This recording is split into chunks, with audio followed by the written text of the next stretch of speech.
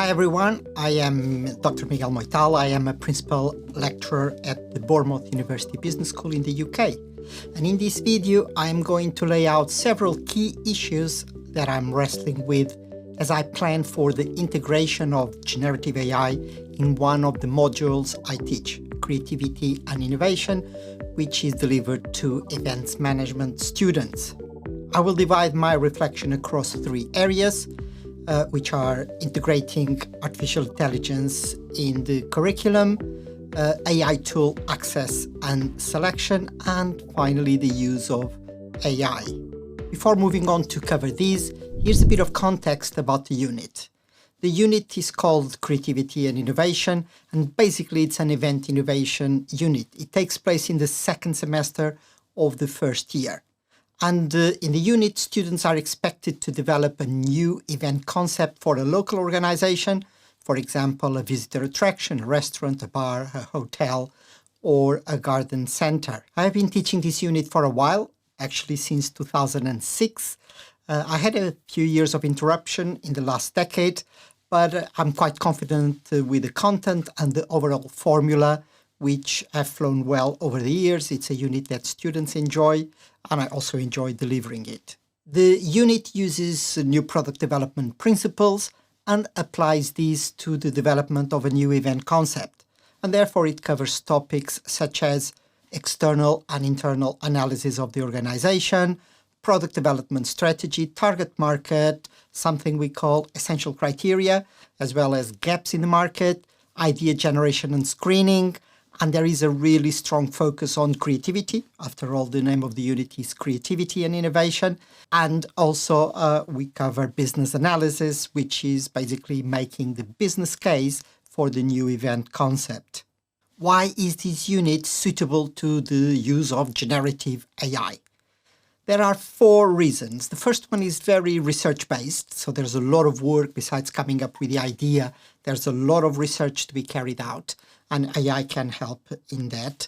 There is a need to analyze and integrate a variety of information input, and AI can help with that. There are strategic decisions that need to be made. Again, AI can help with that. And there's a strong emphasis on creativity, as I explained, and AI can also help with that. So there are several important reasons that make the use of AI make sense for this unit. As I plan the integration of generative AI in the unit, there are several issues that, at this stage, I am considering. And the plan is to share my experience of dealing with these issues now, ahead of the beginning of the semester, and classes start next week, and throughout the semester to share my experience of actually encouraging the students to use it. So if you want to keep up with my experience, consider subscribing to the channel. Let's start with the first area that I am grappling with, which is integrating generative AI in the curriculum. And the key issue here is the coverage of the process versus the content. Because when it comes to a unit, we have to develop two skills. The content skills, in this instance, the service innovation skills, or the areas to be covered to make a strong business case for the new event, and the process skills. And these are not the areas to cover, but how to go about addressing each area to cover. They are more the generic transferable skills. And that's where AI skills come in. AI is a tool that potentially allows the students to improve each of the content areas. But current students have limited, if any, generative AI skills. So this is something that we have to actually cover at this stage. And since we've got the same teaching hours as before, this poses some interesting planning challenges when it comes to designing the delivery of the unit. This dilemma extends to the assessment because traditionally what we've done is to assess the output. In most assignments, in an essay, for example, what we do is just assess the output. We have little concern with assessing the process, how the student got there. But with the generative AI, I think we need to assess the process part, how they use generative AI. And therefore, this creates an interesting challenge of how to integrate the assessment of the two elements. And this is important because, at least at my university, we have strict limits for words and presentation time. And they're already challenging to cover just the content part. So how do we go about making sure that within the constraints that we have, we assess both elements? The key challenge related to this point is how can we balance the coverage and assessment of AI issues with the coverage and assessment of the technical knowledge required to successfully develop a strong new event proposal?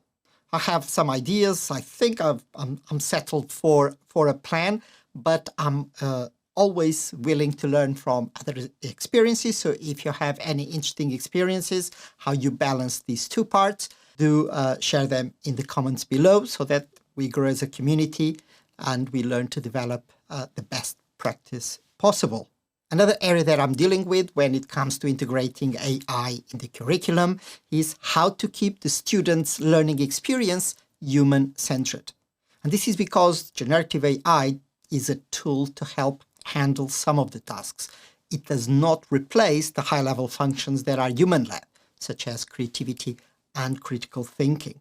So the key challenge here is how to balance the use of generative AI with the manual labor required to lead the process. The second major area that I'm considering is access to and selection of generative AI tools. As far as access is concerned, there are two criteria that I'm bearing in mind. The first one is they must be accessible to students, and this is because some are still in beta stage and access may be restricted. And the cost may imply a cost, but this cannot be imposed on the student. So we will have to use and prioritize the use of free tools. So there are tools that are paid but have free trials. And so students can use these. The other option is to access free tools such as ChatGPT 3.5 and also community-built tools. Also, Microsoft Copilot, and there are other tools that are free. These are just some that come to my mind.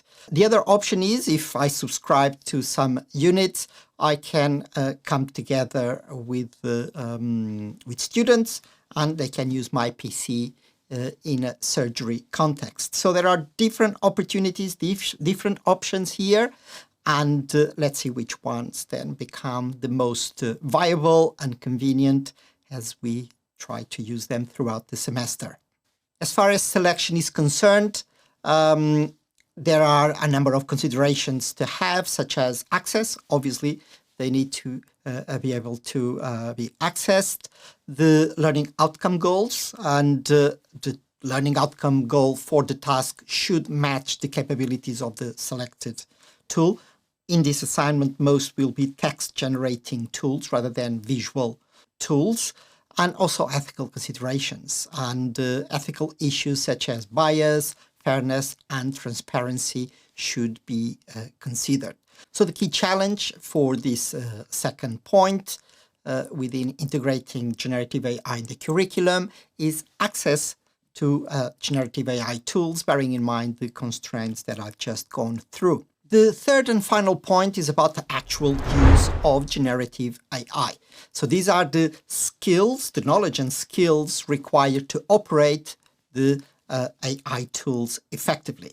And one of the main skills is prompting. Prompting is essential. You get what you ask for.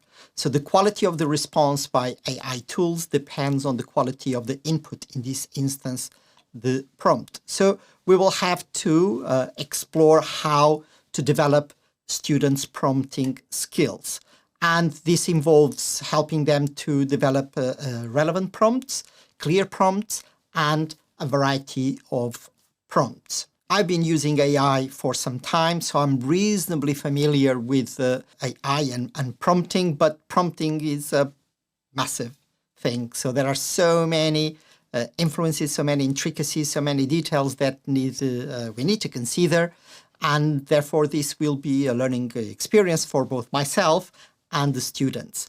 And therefore, it's a great opportunity for what we call the co-production of knowledge. Hopefully, by the end of the semester, both myself and the students will be much better at prompting, as we will develop skills and share the experience throughout the semester. A second important area to address within the use of artificial intelligence is interpretation and evaluation of outputs. And this is important because we need to make sure that students are equipped with the critical thinking skills that are needed to interpret and evaluate AI-generated outputs. And AI has got several limitations. So they are not perfect, and we need to be aware of these limitations. One of them is bias.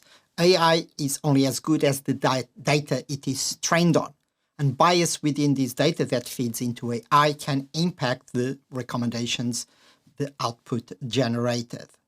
Another limitation is lack of contextual understanding. Generative AI models may have difficulty understanding contextual nuances. For example, specific characteristics of a market or of the organization for which the new event is being developed. And also, these models may struggle with understanding the emotional nature of event experiences. Events are, unlike other products, they are experiential services. They are not utilitarian services. And AI models may struggle to understand that nuance, that particular characteristic of the event that the students are trying to develop new concepts for. A final limitation that I find relevant for the context of this unit and assignment is the lack of creativity and innovation in AI. And generative AI technology is not the most effective when it comes to generating creative and innovative ideas.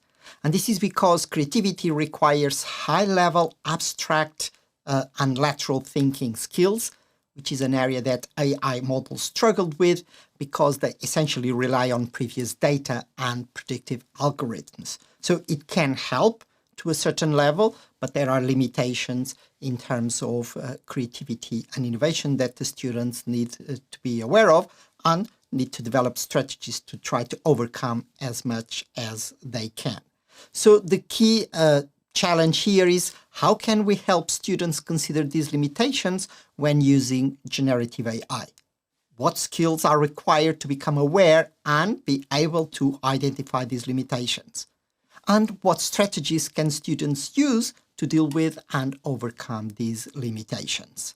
These are some of the issues that I've been considering as I embrace this journey of embedding generative AI in one of my units. And this will be a learning experience for me as much as for my students. I'm looking forward to this journey together with them, and I'll be posting updates about the experience, so be sure to subscribe and hit the bell button to be notified when I release a new video. And if you want to know my colleagues' experience of embedding generative AI in a unit, watch this video. That's all for now, and I'll see you at the next video.